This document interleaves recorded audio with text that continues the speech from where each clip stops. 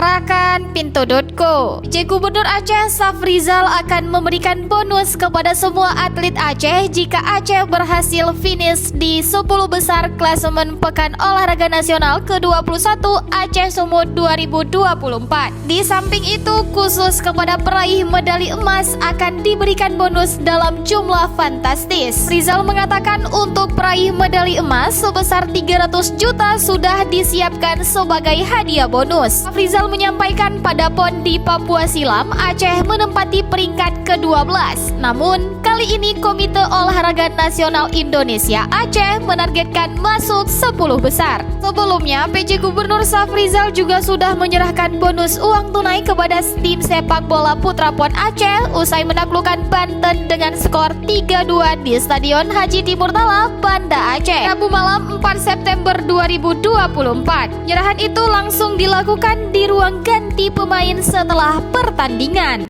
Mau tahu berita terupdate tentang Aceh? Baca berita selengkapnya di Pintu.co.